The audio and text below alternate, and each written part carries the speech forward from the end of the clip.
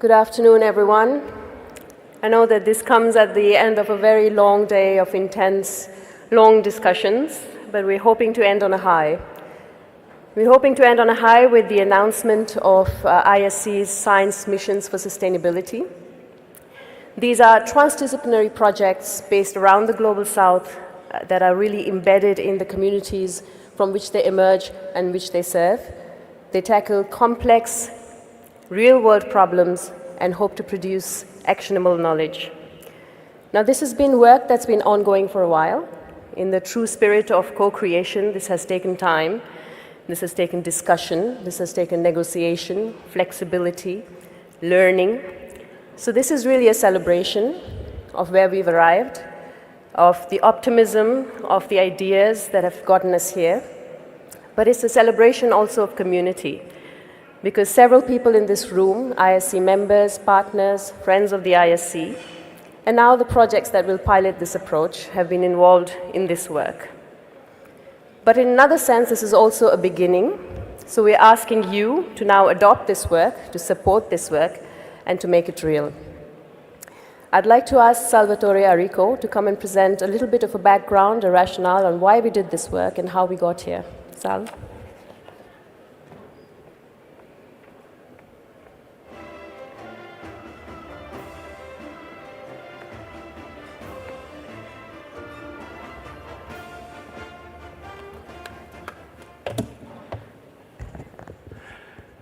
Good afternoon, everyone. I think we can get started with the presentation of the slides, please.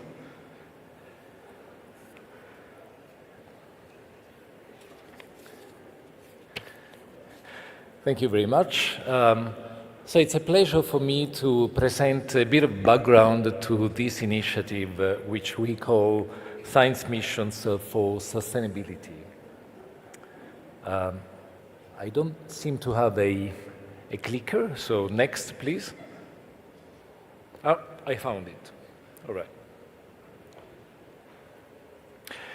Okay, so already at the point of the midterm review of the 2030 Agenda on Sustainable Development, the Secretary General of the UN used rather dramatic language to stress the fact that we were quite far from achieving the SDGs, and he stated that we must rise higher to rescue the Sustainable Development Goals. And in fact, perhaps in a slightly visionary way, the International Science Council had, and also slightly pessimistic or realistic rather, anticipated that in a report called Unleashing Science, which was the result of an initiative called the Global Forum of Funders.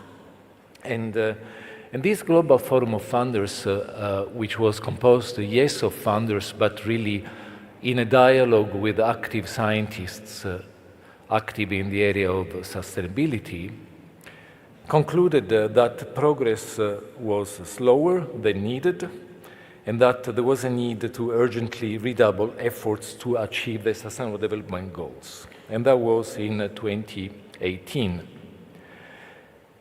And Unleashing Science was really the beginning of an effort that went under the banner of a global commission on science missions for sustainability.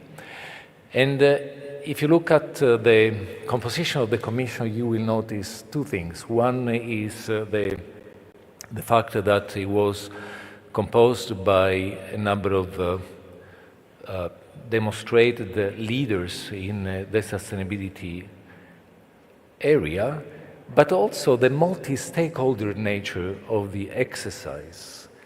And that global commission, co-chaired by former Director General of UNESCO, Irina Bokova, and the former UNDP Administrator, Helen Clark, with the participation from the Director General of IIAS, the International Institute of Applied Systems Analysis, but also James Cameron, the movie director, or a number of philanthropists, it actually relied on the work of a technical advisory board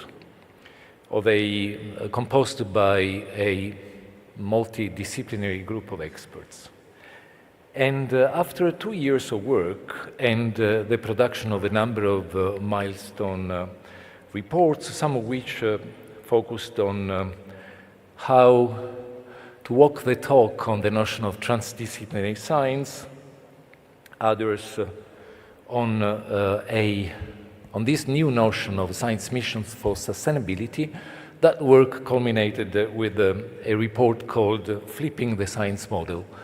Now, we had an internal debate on whether we would say pivoting or flipping, because it's not about reinventing science. The principles guiding scientific efforts will continue being the same, but it's about scientific knowledge which does not suffer from the kind of limitations that science has been suffering so far, which is research based on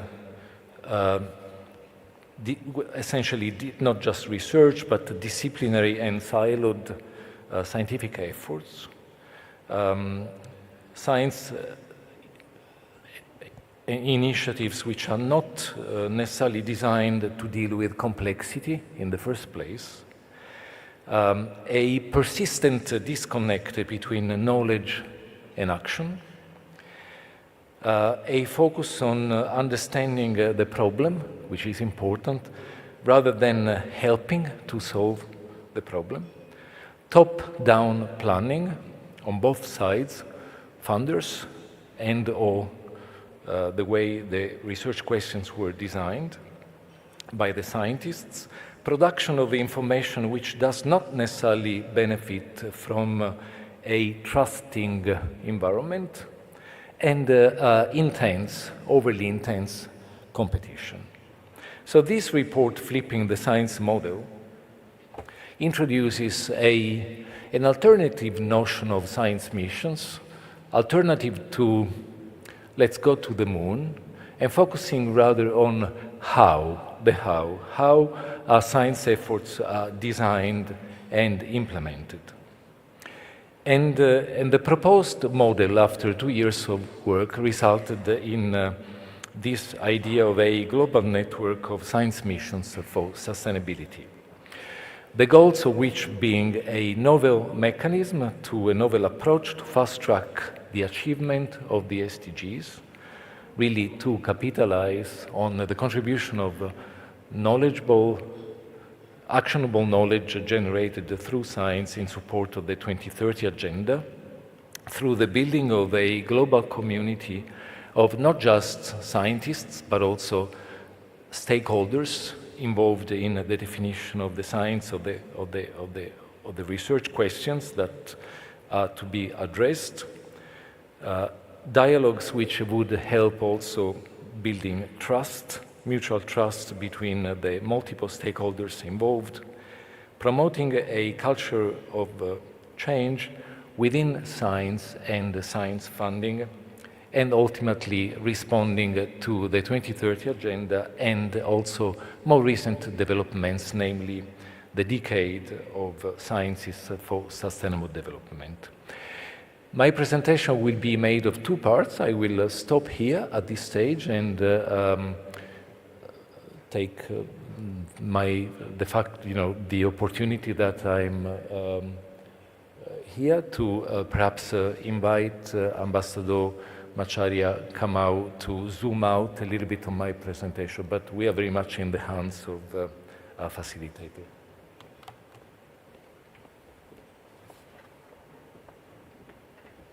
Thank you, Sal. And he's right, it is going to go to His Excellency Macharia Kamau next. But I'd just like to give a slight introduction to why we're really happy to have him here with us today. Of course, he's been central to bringing us the SDGs, but he's also been a constant champion of science, technology, and innovation as a central lever, as a central piece of the puzzle in achieving sustainable development. For us, he's been a trusted advisor in this work. He's on the Global Commission, but he's also the chair of the Oversight Committee. So, Ambassador Macharia Kamau please say a few words.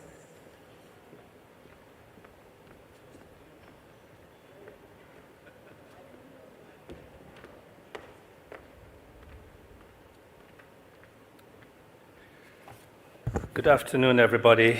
It's good to be back. First of all, let me thank Salvatore for his introductory remarks. I think you remember this morning that Ambassador Tsava was here, and he was as I said earlier, the president of the 77th General Assembly. But more importantly, in my opinion, is that he was the co-chair of the open working group that put together the Sustainable Development Goals. Now, subsequent to that, I stayed on, although I was with him, to put together the 2030 agenda. I'm sure all of you are very familiar with this framework, but I would like to remind you just how comprehensive the agenda is. It deals with every conceivable aspect of social, economic development, dealing with people, dealing with matters that have to do with the planet, dealing with matters that have to do with prosperity, dealing with matters that have to do with peace. And I want to remind you about this because I want to tell you that when we were putting together the SDGs, one of our biggest worries throughout the process, and it took us 3 years, was that scientists and science was not represented with the intensity and the gravitas that we thought it needed to be in the room. Yes, we had a lot of information, we had a lot of data, we had a lot of guidance from the multilateral institutions in the world, from bilateral institutions in the world, but we did not have the benefit of being able to engage systematically with scientists, and yet we were discussing something that we knew inherently needed the work of scientists, researchers, and thinkers around how we were going to implement the SDGs and the 2030 agenda. One of the biggest joys for us since then has been that, in fact, scientists have rallied. Scientists have come together. They have recognized not just the significance of the SDGs, but they have taken up the responsibility, and they have engaged in ways in which we could only have dreamed of in 2013 when the process commenced. I'm supposed to move slides, but I won't. I'll just speak to these issues. Let me just say that the International Science Council and its membership, which is probably everybody in this room, has been extremely significant in sending out this key message that the scientific membership, the scientific community in the world needs to come together to drive the implementation of the SDGs. And this isn't just a technical exercise. It is changing the way in which science is being done, because the SDGs require that we change the way science is being done. Earlier today, when we were speaking here, we talked about the whole nature of the interdisciplinary response that we need to see from the scientific community. We spoke about how important it is to get the collaboration between scientists and scientific institutions moving fast and rapidly because we were all running out of time. We also spoke about the challenges that we are facing with key deliverables around climate change, around poverty, around protecting the oceans, around consumption and production that are falling behind and that will undermine our ability to achieve the SDGs, consequences of which will be dire, not just for the planet, which is already under siege with the loss of biodiversity, but with people as well, as we see the health conditions of people deteriorating, as we see the issues of poverty exacerbating, as we see the conflict between people increasing across the planet. And yet we, those of us who were there putting together this particular set of goals, believed and still believe that it is the scientific community that will provide the information, the technical guidance, and the way forward for how we all come together and how we succeed. One of the things I wanted to emphasize is that, and I don't know if this is my role here, maybe Salvador will speak about it better a little later, is that when the International Science Council decided to have these missions, these global missions for sustainability, over 250 consortiums put in their bids and put in their ideas. 250 from around the world. It goes to show you, and these are consortiums, not individuals, it goes to show you that the scientific community is seized of this issue. It was very responsive, and they only got a few weeks' notice. And yet we got over 250. The work of the technical committee, which I guess will be spoken to a little later, that was headed by Professor Kaiser, did an amazing job of shifting through all these various consortiums. And now I'm going to go to the slide, although I must confess I'm not very good at this. I don't know if the slide is still on. Is the slide still on, Megan? No? Okay. So the technical committee, 13 professors from around the world, came together to look at these proposals. Ended up with 12, which came to the oversight committee. That's the committee that I am chairing. The oversight committee, which is the committee that was to look at what was presented by the technical committee, consisted of 7 of us, and you can see them there. No, you can't. That's not them. You can see that there was myself, Gabriel Ramos from UNESCO, Peter Gluckman, who is here. There was Marcia McNutt, from President of the US, actually, National Academy of Science. Bernard Spreer, the Chairman of Unigestion from Switzerland. Lydia Brito, Assistant Director General for the Natural Sciences, UNESCO as well. Professor Didier, Director of Research and Innovation at Saint-Gobain, and of course, I said Gabriel Ramos already. There were 7 of us, and we had to go through looking at what had been presented by the technical committee and selecting just a handful, which we shall use as the initial impetus. What I can say is that we were highly impressed by the quality and the diversity of proposals that were presented, literally from all the continents that were presented for our selection. We are hoping that we are going to be able to move to the next stage, which is to handle the funding. You heard me say earlier today that there is nothing that is challenging us more in the attainment of the Sustainable Development Goals than funding.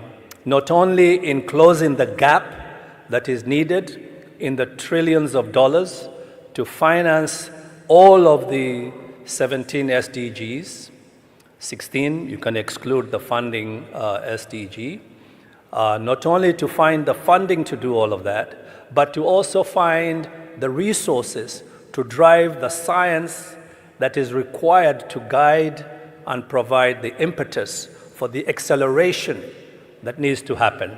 Science will be and must be the accelerator. It is only science that can change the trajectory of the implementation of the SDGs. You've already heard from Ambassador Korosi today, we are off schedule by far on most, if not all, the SDGs. In fact, I think it's only the energy SDGs that we seem to be more or less on track. But we need science, we need the technology, we need the innovation that is going to put us on an accelerated trajectory to succeed and achieve the SDGs by 2030. So I want, as now speaking as an ambassador and as a special envoy, I'd just like to say that we are grateful because this is what we have been looking for. Because we recognize that those of us in developing countries, particularly in the global south, who are way off the mark in implementing the SDGs, are looking to the science community and the development community to help us get where we need to be.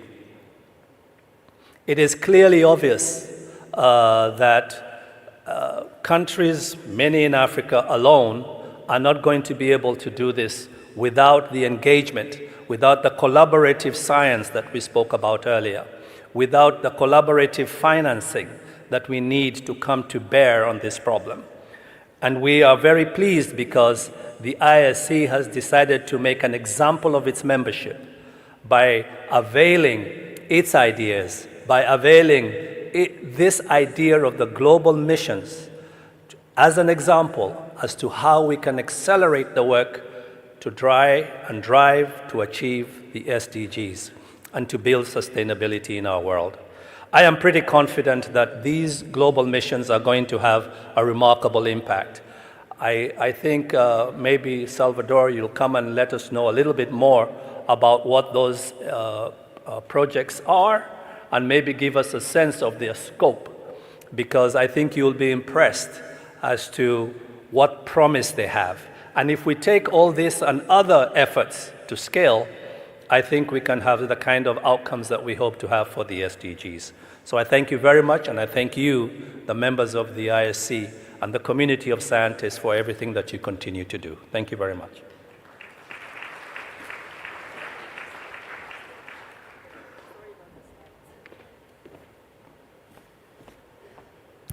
Before I ask Salvatore to come up here to announce the missions, we have one more global commissioner here with us today, thanks to us being hosted in Oman.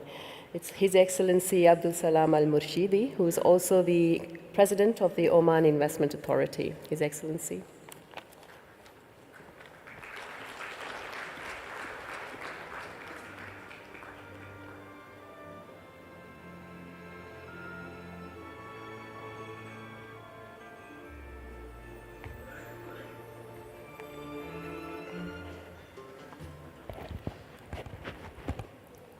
Good evening or good afternoon, ladies and gentlemen. I hope that you had a successful and beneficial day, and most of you are over the jet lag by now, hopefully.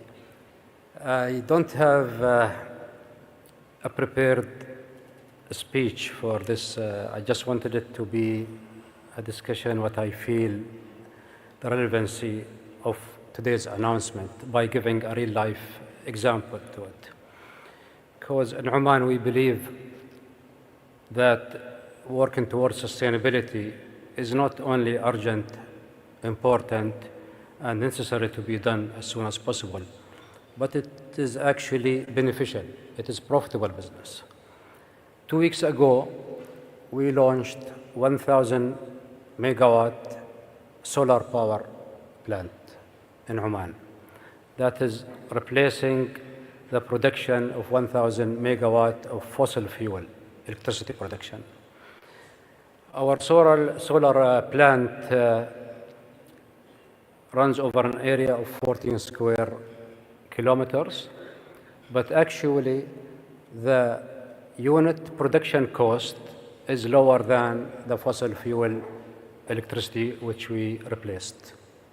That's an immediate benefit out of this commitment of Oman towards sustainability. not only we produce electricity cheaper, but also we managed to create new jobs. We managed to develop new skill sets for our people. Therefore, the integration between the sustainability, social, and economical development is there. We have experienced it. It created so many other jobs and opportunities for the local communities around the solar plants. 4 years ago, we launched our first major solar plant, over 14 square kilometers as well. But that solar plant produced 500 megawatt, whereas this one is producing 1,000 megawatt. You can see the advancement of science and technology. The efficiency, it is progressing. The cost is down, and actually the morals of the people in the neighboring communities are much higher. We can see such examples, of course, in many other places. The way we transformed our fishing industry as well, from the traditional fishing to the modern fishing, and the benefits it brought to the traditional fisherman itself. There are so many examples to be given. The moral of the story is that the integration is actually profitable. We should not look at it as a cost center. We should not look at the investment required as that is an extra money to be spent to reach the net zero. On the contrary, that money would have been spent anyway, but on something else. So if we all focus and we have our true north aligned between the industries and the scientists, I don't think we will need to have such long discussions and arguments about how do we narrow the gap, because the alignment of the bottom line is going to narrow the gap itself. I take this opportunity to congratulate ISC for launching this mission for sustainability today, and I wish you an enjoyable evening, and I encourage all of you to spend a few days after the conference to explore more about beautiful Oman. Thank you very much.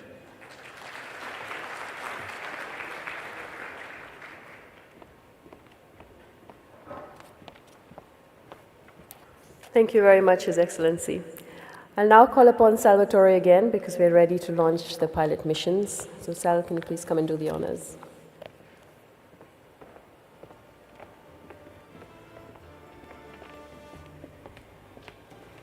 Thank you, Mega. And perhaps because there was a little hiccup with the slides, I'd like to essentially follow up on what His Excellency Ambassador Kamau mentioned with regard to the composition of the selection committee and the oversight committee that was charged with this process. So let's proceed. Yes, so the selection committee was headed by Matthias Kaiser, and all of that information will be available, in fact is available on the ISC website, and some members of the selection committee are actually here today among us. Highly representative from a geographic, gender, disciplinary, and multi-stakeholder perspective. Next, please. And the Oversight Committee was chaired by Ambassador Kamau and composed by the individuals that he mentioned a bit earlier. Thank you. So let's go back to my own presentation. Thank you. As Ambassador Kamau said, 250 expression of interests, which means essentially proposals, with the selection committee ending up shortlisting 23 of them and recommending 12 of them to the Oversight Committee.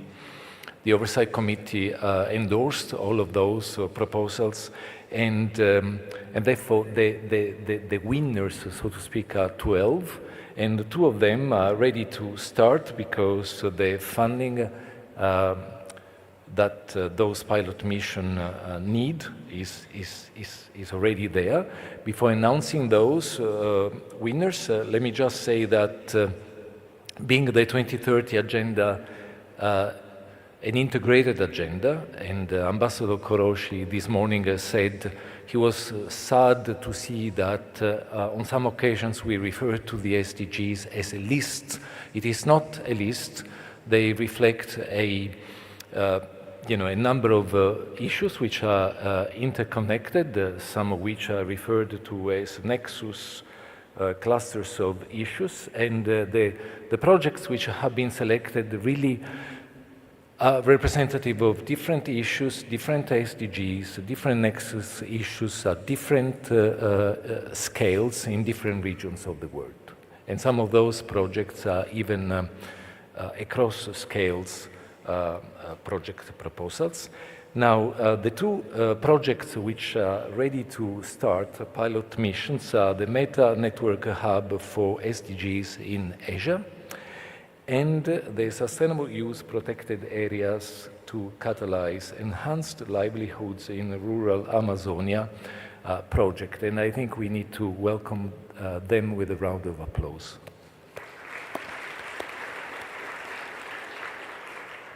And as I said, there are 10 more projects which have been fully endorsed, like the two projects which I just announced, but which are not quite ready to get started because we are still matchmaking the proposals with interest on behalf of funders.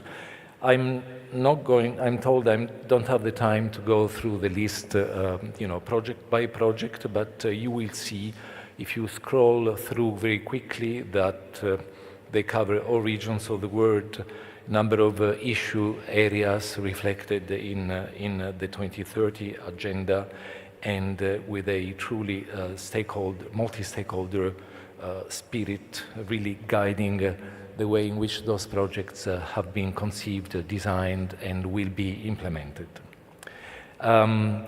The next step is a matchmaking meeting, a co-design, a first step in the co-design of the questions to be addressed between those that have come up, those consortia that have come up with the proposals, and a number of funders, and it will take place in Paris on the 5th and 6th of March, and the ISC will be hosting it, and we are working closely with our colleagues and friends in UNESCO to possibly co-host it. We will make all that information available and public, in fact, as of basically the next half an hour on the website. There will be a public announcement and a web and press release related to the missions. I thank you for your attention, and we will now zoom a little bit more onto the two pilot missions that are ready to get started. Thank you very much.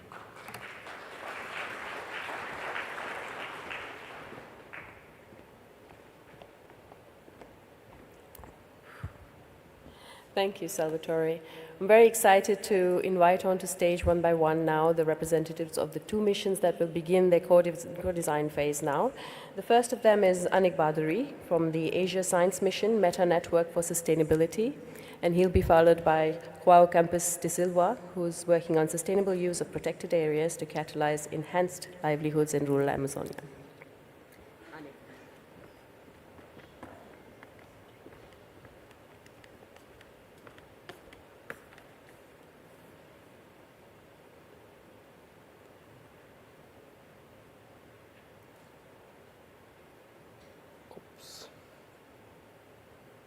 Oops, sorry.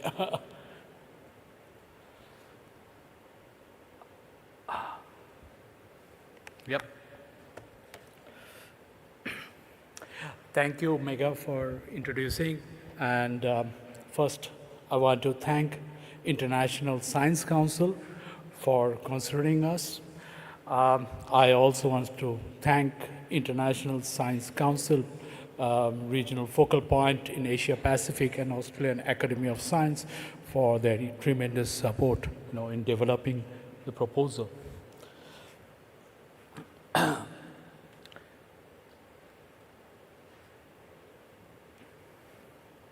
Yeah. So, with 59% of the world population and 54% of the global GDP, Asia is facing some of the pressing sustainability challenges, So, without adaptation and mitigation, Asia will face severe physical climate risk than anywhere in the world. There are other challenges also.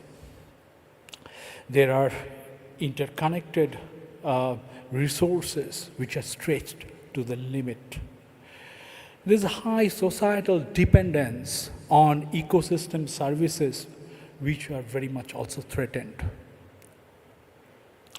So, related to biodiversity, 9 out of 25 biodiversity hotspots are all located in Asia, and 1 of 3 freshwater species are facing extinctions also in Asia.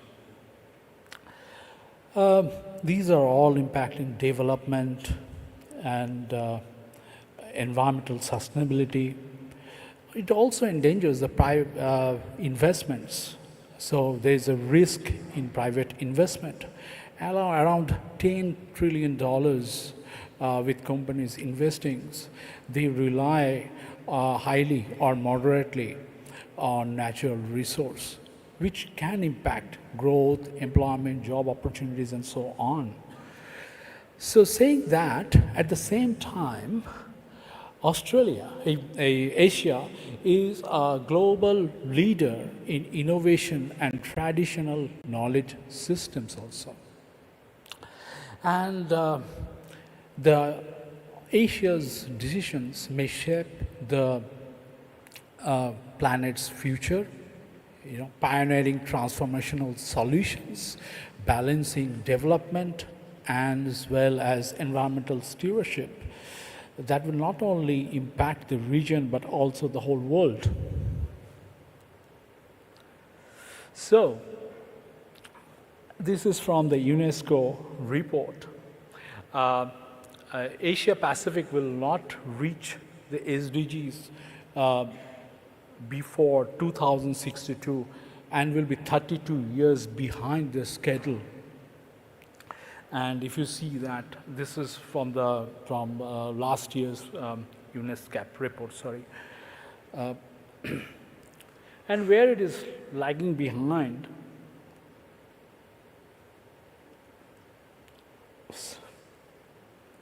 if you see, progress is lagging especially for SDGs on water, life underwater, life on land, and even regressing on climate action.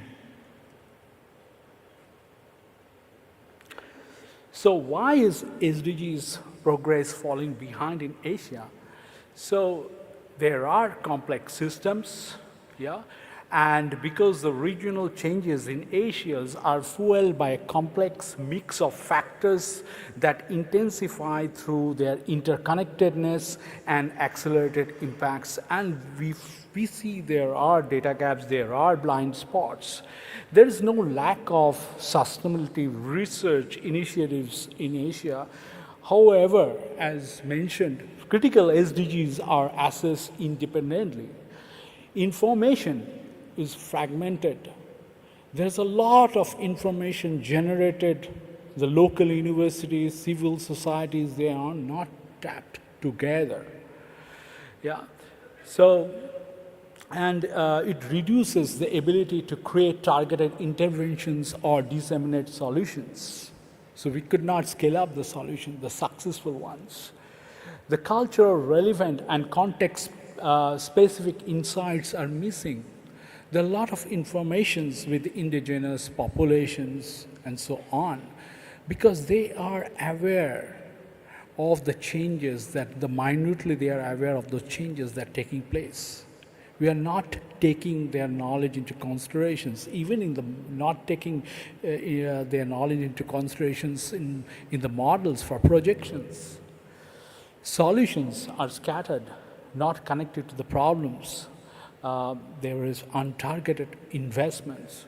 So without integrated assessments connecting the problems and the solutions, robust monitoring and targeted capacity building, progress may remain very slow and insufficient to meet the region's unique demand.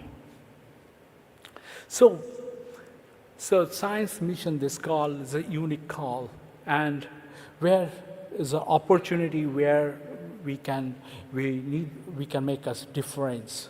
Could be a game changer of making a different way of doing science.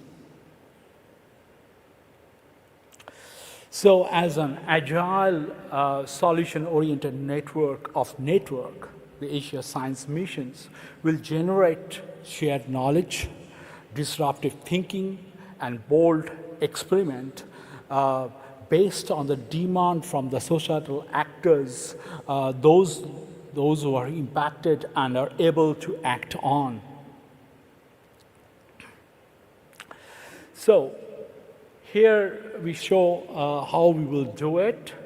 What is a meta network? Meta network is an innovative mechanisms to promote transdisciplinary and evidence-based science. It will integrate the fragmentary data and informations and knowledge among different institutions, social groups, biodiversity, net entities and processes to produce more comprehensive insights and sustainable solutions across different domains. There are different networks and they have different kinds of informations and knowledge. So we will, with the innovative combinations and science and digital technology and safeguarding the ethics also, we will tap those, integrate those fragmentary informations. Where SDG demands will be integrated, include culturally relevant insights. It will generate data, robust projections, and coordinate regional strategy for impact. So it will be a transdisciplinary collaborative space for multi-scale knowledge co-productions and action-oriented knowledge synthesis and application.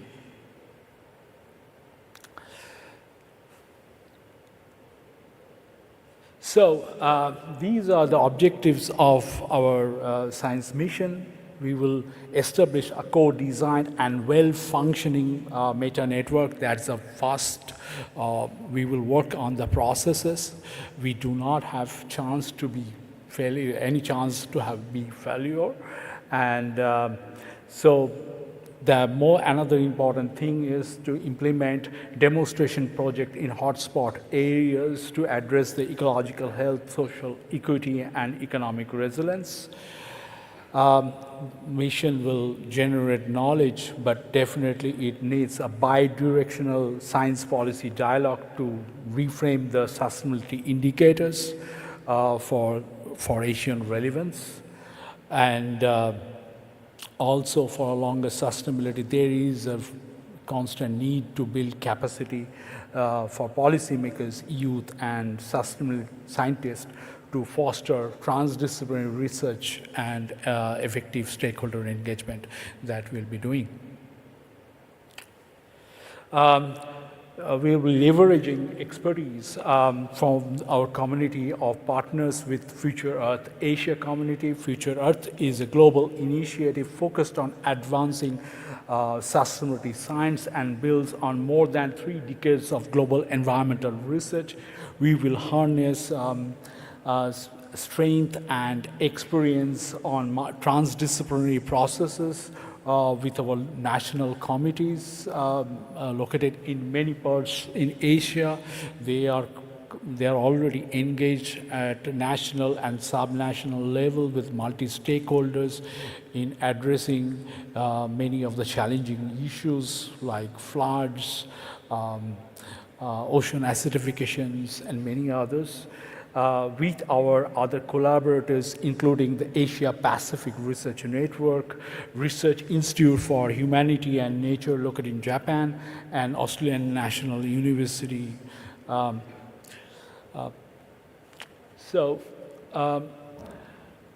This is a picture of our chief collaborators who worked together in developing the proposal, was part of the co-design process. Also, we hope to connect with more partners, and we need your support and engagement in doing science differently. These are the emails where you can reach us, the Future Earth Asia and International Science Council Asia Pacific. There will be a launch event on Wednesday. So if you need more information, please drop by and we'll be happy to provide you. Thank you.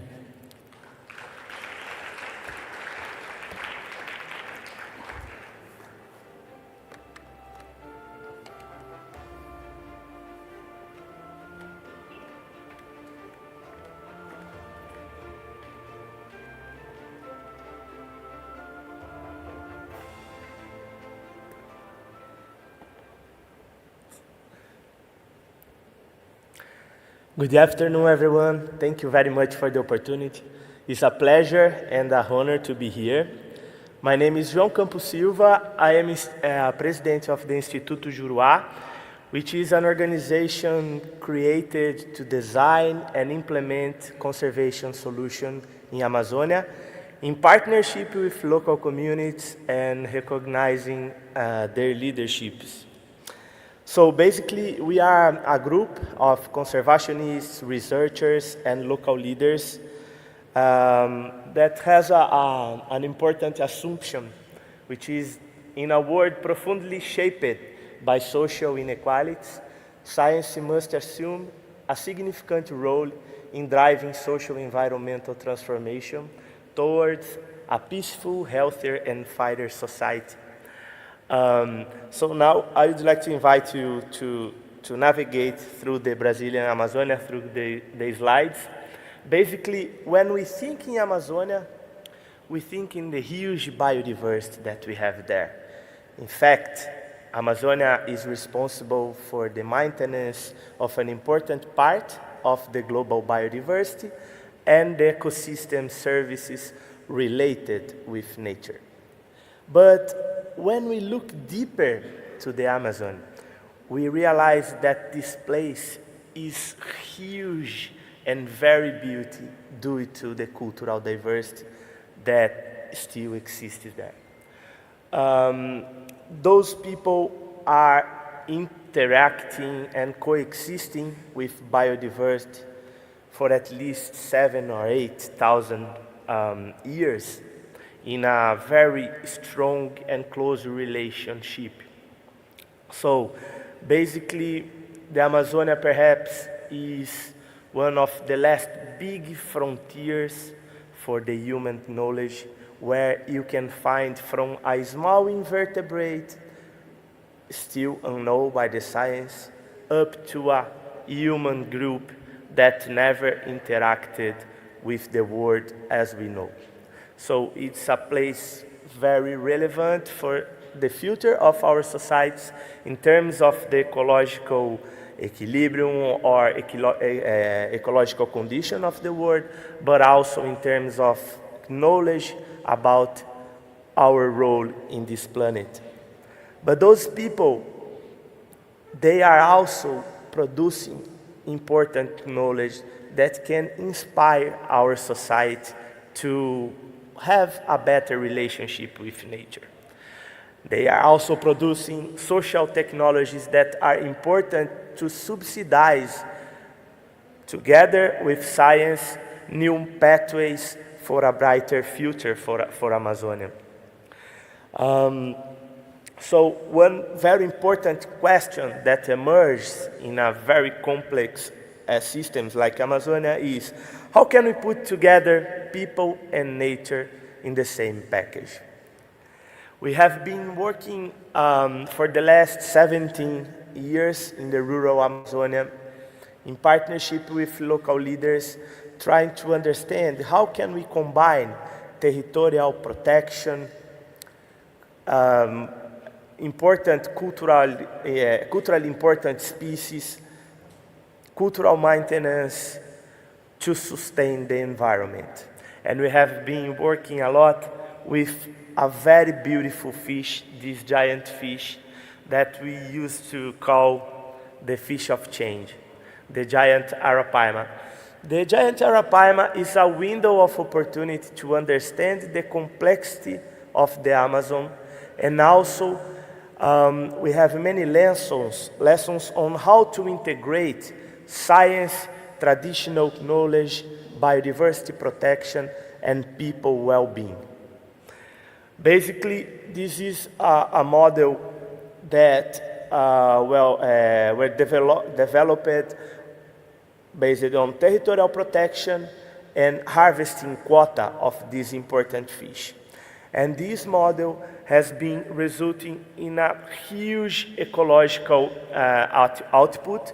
Wild population of giant arapaima has increased 500% in the last 15 years, and this fish was almost extinct over the last century due to its huge importance.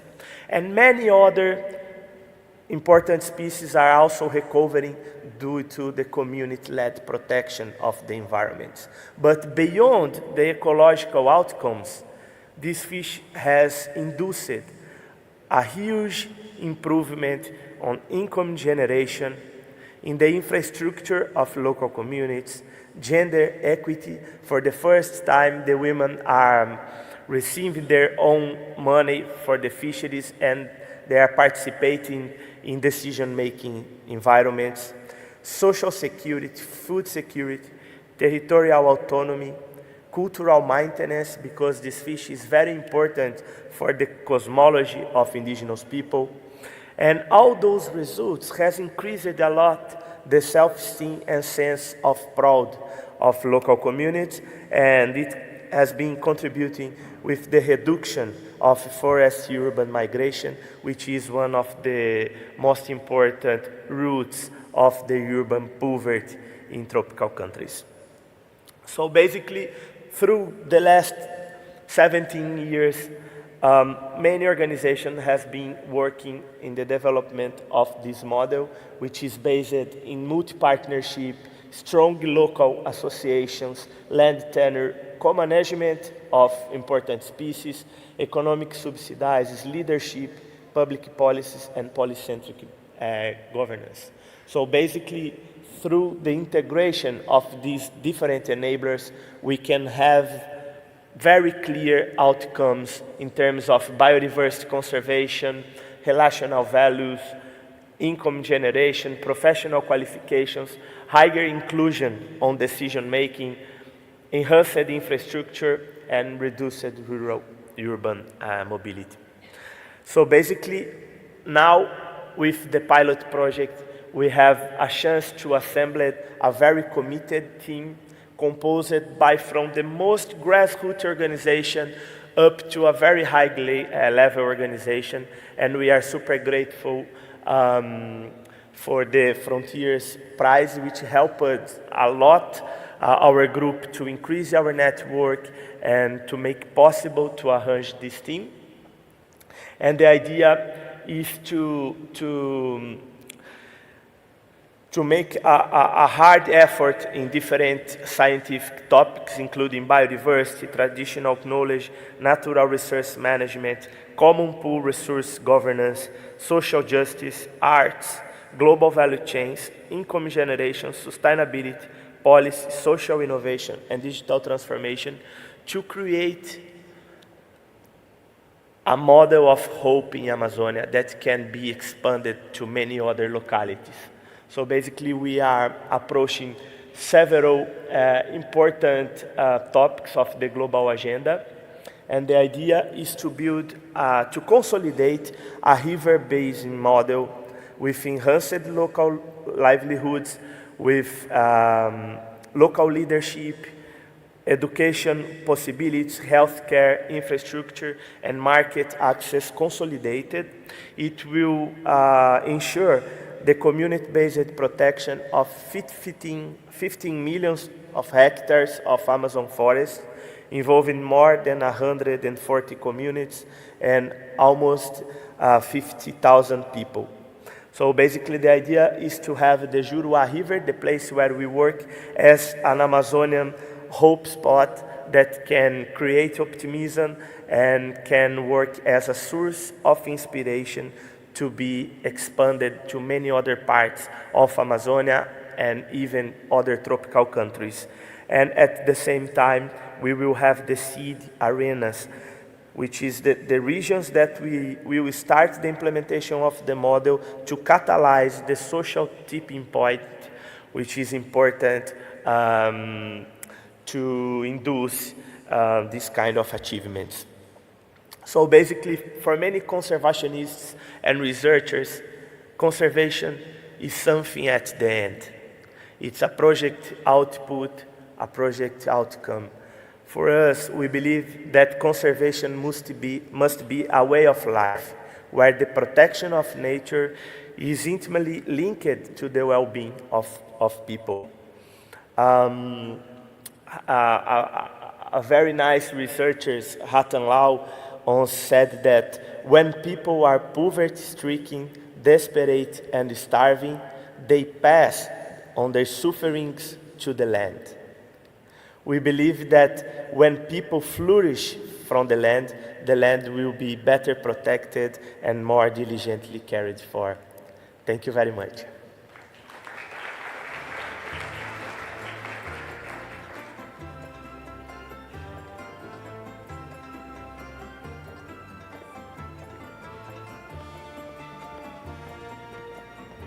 So you can see why we're excited to work with these missions. I've been speaking with some of these teams over the last couple of months, and what we see here is just a glimpse of the very deep, committed, long-term work that it will take to make all of this a reality.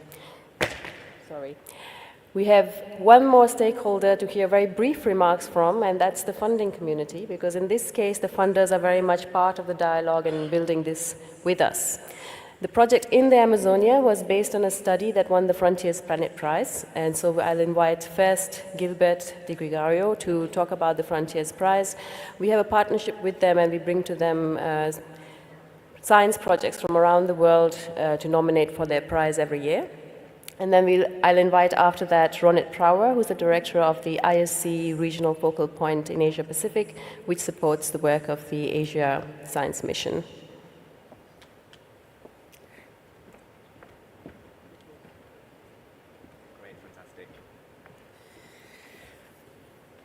Right. Thank you very much, Mera. Thank you, Salvatore, also for the opportunity. Congratulations, finalists. That was awe-inspiring. Honestly, it was really great to hear about the great work. And João Campos Silva, in particular, was the lead author of the winning inaugural article from the Frontiers Planet Prize in the first edition, where the Instituto Juruá received $1 million to start the work through the University of East Anglia, so huge congratulations. So I know we've mentioned the kind of keywords that's been coming out throughout the day, and I want to repeat what we heard from Jaba Qureshi once again, former UN General Assembly President. Transformation to SDGs is going too slowly. And there are words coming out we're constantly hearing, but one message has been resoundingly clear. There is no time to waste, and we have no place to hide. So if we have any chance of staying within the 9 planetary boundaries that define the health of our planet, and if we want to reach the 1.5 degree threshold, we need to act. As the UNEP emissions report highlighted recently, very succinctly, no more hot air, please. It's time for transformative action. So this is what I want to talk to you about today. We need to mobilize the academic community of almost 10 million researchers in a global unified effort to bring forward ambitious, actionable solutions that will protect our planet moving forward. And this is why I'm here talking to you about the Frontiers Planet Prize, an initiative that wants to tackle the most urgent and critical challenges the 21st century has to face.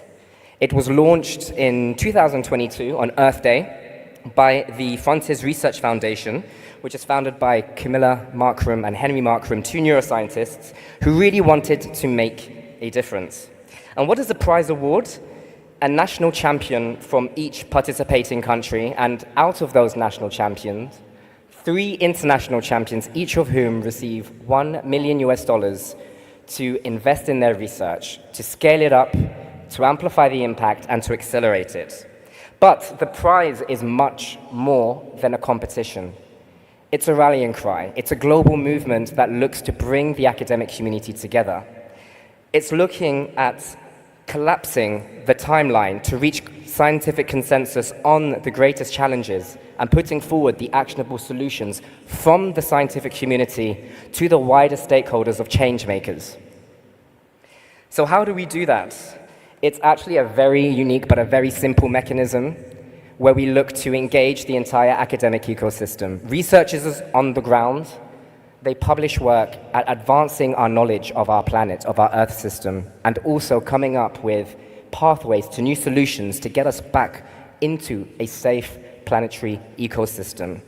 They submit their research article to their institution, and the institution selects the top 3 and sends them to their National Academy of Science, who have an extremely tough challenge of evaluating all of those nominations and putting forward the 3 very best, most impactful research from their country to an international jury of 100, who then select, well, vote upon and then select the national champions and the 3 international champions. So as a prize, we've launched this 3 years ago, so we're now in our 3rd edition, but we're seeing that this is growing strength to strength. So at the moment, we have over 600 institutions who've joined our call from 62 countries. And through our partnership with the International Science Council, we've managed to engage with 20 national academies from across the world. Many of you are here today and have representatives from these academies. Thank you to all of your work. It's been absolutely pivotal in driving this forward. And they have, as I mentioned, the tough challenge of putting their work forward to the jury of 100. And this is a world-leading panel comprised of planetary health, sustainability, and Earth system science experts.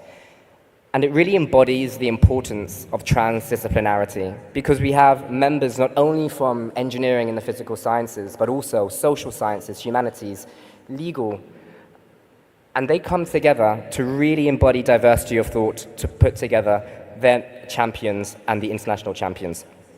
And leading this group, we have no one other than Professor Johan Rockström from the Potsdam Institute of Climate Impact Research as the chairman. So we're now looking forward to announcing our 3rd edition national champions, which will happen on Earth Day. But looking back and seeing the potential of the prize and the impact it's making, we're already seeing we're really moving the needle. Over 4,000 scientists have participated in this prize. That's through co-authorship or for leading articles and being part of wider research groups. And through them, 43 critical areas of planetary boundary science have been addressed, with 7 international champions being recognized, sharing a funding pot of $6.6 million for their research. I would love to go through and talk to you a bit more about the impact of the work and what are those critical areas, but I invite you to scan our reports, what will show you exactly what has happened in this space, and also I invite you to talk to some of our national champions who have been invited here today to talk about their work, with João Campos da Silva, Professor Bao Jinggu from China, and also Dr. Daniel Muth from Hungary. So with that, the mission of the prize is to mobilize the academic community to enable a global green renaissance, enabling healthy lives on a healthy planet. So if you are a member of an academy, an institution, a researcher, a research council, or a funder, or you have any desire to support a very important movement, please do get in touch, because there's very many ways we can work together in achieving this global green renaissance. So I invite you to get in touch with myself or with Professor Jean-Claude Bergerman, and we can talk about how we can put you into our ecosystem. But for that, I just want to say a huge thank you to the ISC, to Salvatore, to Gabriella Ivan for all of her support, and also for the Amani Ministry of Higher Education for hosting such a wonderful event at the GKD. So with that, thank you, and I look forward to having you join our movement.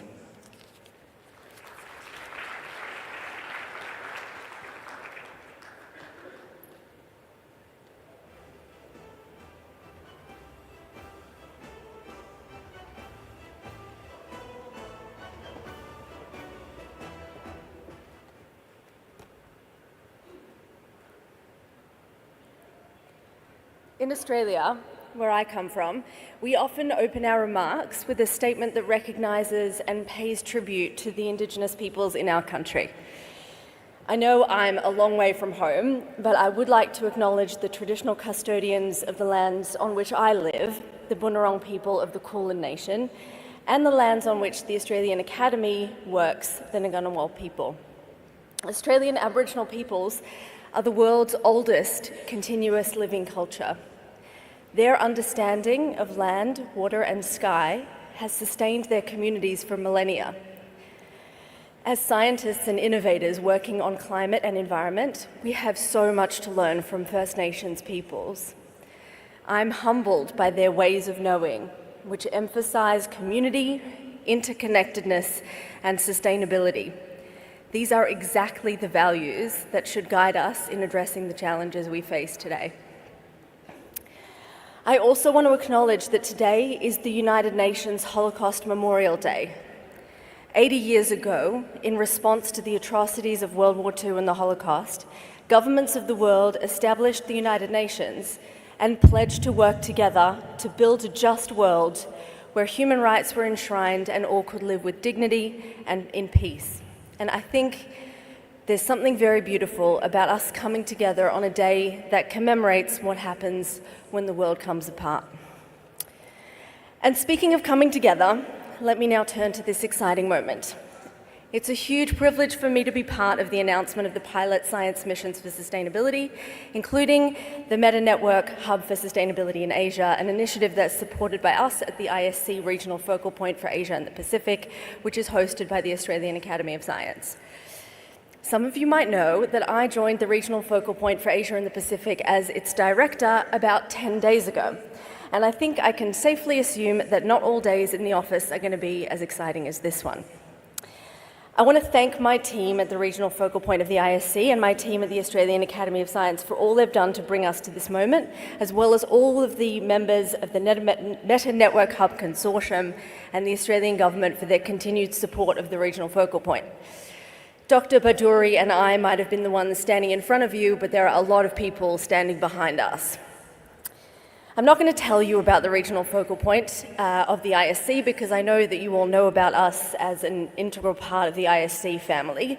But what I will tell you about briefly is why the RFP, it's an acronym for you, of the Asia Pacific has chosen to support the Meta Network Hub for Sustainability in Asia.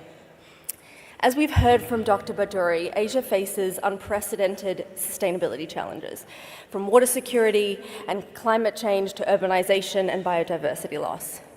Despite a wealth of local efforts, progress towards the SDGs has been slow. And what we know from colleagues in the region is that progress is often hindered by fragmented approaches, insufficient data, and gaps in transdisciplinary collaboration. The Meta Network Hub for Sustainability in Asia has emerged as a solution to bridge these gaps by creating a platform that is agile, transdisciplinary, and inclusive, and that brings together local and regional networks, scientific expertise, and policy actors. The Meta Network Hub is not just a research network. It's a bold step towards co-designing actionable, context-specific solutions that reflect the diversity and the complexity of the Asia region. 3 key pillars of the Hub are worth mentioning. First, interdisciplinary and transboundary collaboration. The Hub's governance and its operational frameworks emphasize inclusivity, and they focus on fostering partnerships with policymakers, academia, and communities. Everyone in this room knows that that is no small task. Now imagine doing that across the Asia region, and you can see the scale of ambition here. Second, capacity building. By empowering policymakers, researchers, and youth, the Hub will equip the next generation of sustainability leaders. So resilience and continuity is baked into this project at the outset. And third, scalable solutions. Through its demonstration projects, the Hub aims to generate actionable frameworks that can be scaled up across the region, and we hope that this approach will generate ripple effects for global sustainability efforts. For us at the Regional Focal Point, this funding is not just about addressing immediate needs. It's about transforming how science and policy intersect in Asia. The Meta Network Hub is a flagship model for co-design, co-production, and co-implementation. As we move forward, we envision the Hub becoming a model for flipping the science model. We're confident that the Hub will foster resilience and will accelerate progress towards the SDGs because, as we know, we genuinely have no time to lose. We're enthusiastic to partner with all of you, so please do come and find myself or Dr. Bajuri, and we'll look forward to continuing the discussion. Thank you very much.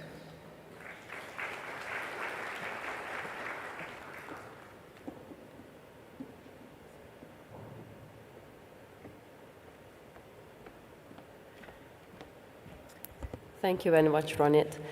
So we've heard through all the sessions today, colleagues, that we need this kind of transformative, transdisciplinary, engaged science. And since everyone's been going back to Ambassador Kuroshi's remarks, he also asked one question a few times. Who is going to do the science projects needed for sustainable development? So we'd like to end this day with answering that question. We are, because we must, but we is not just the ISC. It's going to take all stakeholders pushing in the same direction. This is urgent, this is necessary, and this is possible. We're looking forward to working together. Thank you and have a nice evening.